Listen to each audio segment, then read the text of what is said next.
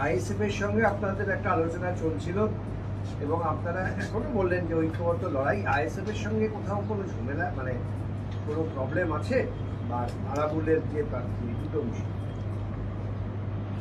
প্রথম কথা হচ্ছে, আমরা বাম ফ্রন্ট সবসময় মনে করি, যেহেতু দুর্নীতির বিরুদ্ধে লড়াই করছি, দুর্বৃত্তের বিরুদ্ধে লড়াই করছি, গণতন্ত্রের পুনরুদ্ধারের জন্য লড়াই করছি, সাম্প্রদায়িকতার বিরুদ্ধে লড়াই করছি, মানুষের অধিকার প্রতিষ্ঠার জন্য, তার রুটি রুজি, শিক্ষা, কাজ, কল কারখানা এবং কৃষির জন্য। সেজন্য কোনো সাম্প্রদায়িক দাঙ্গাবাজ, কোনো গুন্ডা, বদমাশ, মস্তান এবং কোনো লুটেরা, দুর্বৃত্ত বা দুর্নীতিগ্রস্ত, তাদেরকে বামপন্থীরা আমরা দূরে সরে দিই। আমাদের মধ্যে দু একটা এরকম ঘুণ ধরা, পোকা ধরা কিছু পেলে সেগুলোকে আগে ফেলে দিতে হয়, এবং অতীত দিয়েছি, এখনো দিচ্ছি। আমাদের প্রার্থীদেরকে আপনারা দেখেছেন।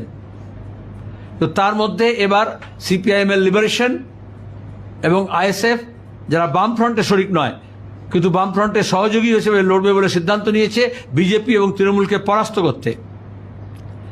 তাহলে যাকে আমরা পরাস্ত করব, তাকেই বগল দাবা করব, সেটা কোনো সুস্থ রাজনীতি হতে পারে না। সিপিআইএম, বাম ফ্রন্ট এটাকে অ্যাপ্রুভ করে না। কারণ গত 15 বছর ধরে যারা ঘর জ্বালিয়েছে, যারা অফিস জ্বালিয়েছে, যারা মানুষ খুন করেছে, এমনকি পঞ্চায়েত নির্বাচনের সময়ও আইএসএফ কর্মীকেও খুন করেছে।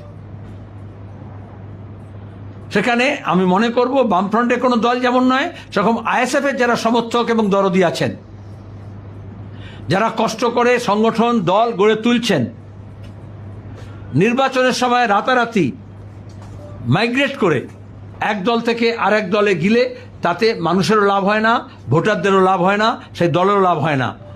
গত নির্বাচনের সময় বিজেপি আর তৃণমূলের এরকম এক্সচেঞ্জ প্রোগ্রাম আমরা দেখেছিলাম, যেমন মানি এক্সচেঞ্জ প্রোগ্রাম থাকে, দেশি বিদেশি মুদ্রা বিনিময় হয়, সেরকম বিজেপি তৃণমূলের মধ্যে দুর্নীতিগ্রস্তদের মুদ্রা বিনিময় হয়েছিল। ভোটের পরেও দেখেছি আমরা, মানে মুদ্রা মানে যারা মুদ্রা নিয়ে কাজ করে আর কি।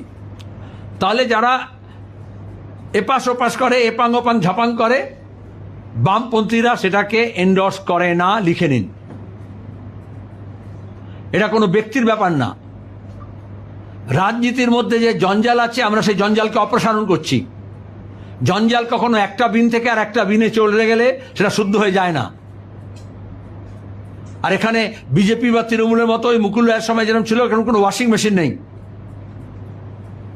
যেখানে একদিকে চোর ঢোকাবে, ডাকাত ঢোকাবে, আর অন্যদিকে সাধু হয়ে বেরিয়ে আসবে, মৌলবি হয়ে বেরিয়ে আসবে। কখনো এটা হতে পারে না।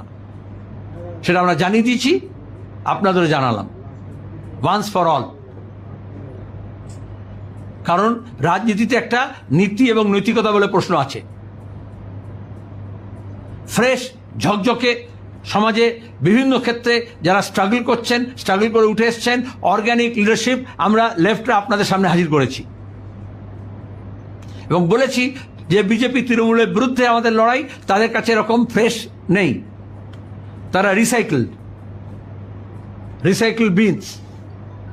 আমরা বামফ্রন্ট যেরকম কোনোভাবেই, সিপিআইএম যেমন কোনোভাবেই রিসাইকেল বিন হতে চাই না, সেরকম আমাদের যারা সহযোগী আছে তাদেরকেও আমরা বলেছি এবং বলছি যে রিসাইকেল বিন হবেন না। তৃতীয়ত, এই যা উত্তর ভারতে ছিল, পশ্চিম ভারতে ছিল, দক্ষিণ ভারতে ছিল, পশ্চিমবঙ্গে কখনোই ছিল না, টাকা পয়সার বিনিময়ে টিকিট বিক্রি করা। এটা করে লাভ হয়নি। বিএসপির ক্ষেত্রে আমরা দেখেছি দলটাই প্রায় উঠে গেছে, নাম করে বলছি আমি।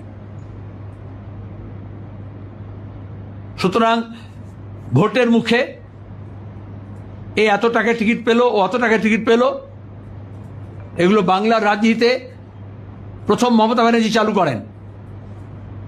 চিট ফান্ডের লোককে, ঝাড়খণ্ডের এমপি রাজ্যসভার, ওখানে ইলেকশন বাতিল হবে, 100 কোটি টাকার বিনিময়ে তাকে পশ্চিমবঙ্গ থেকে রাজ্যসভা মেম্বার করে দেন। কোথায় সে এমপি? জেলে। তারপরে তাহলে সেখানে পুরসভা নির্বাচন হোক, পঞ্চায়েত নির্বাচন হোক, লোকসভা নির্বাচন হোক, রাজ্যসভা নির্বাচন হোক, বিধানসভা নির্বাচন হোক, মানি ব্যাক পলিটিক্সের বিরুদ্ধে আমরা লড়ছি। সেখানে মানুষের অধিকার সামনে, তাকে টপকে মানি ব্যাক যাতে না যায় সেজন্য আমরা সবার কাছে আবেদন করছি।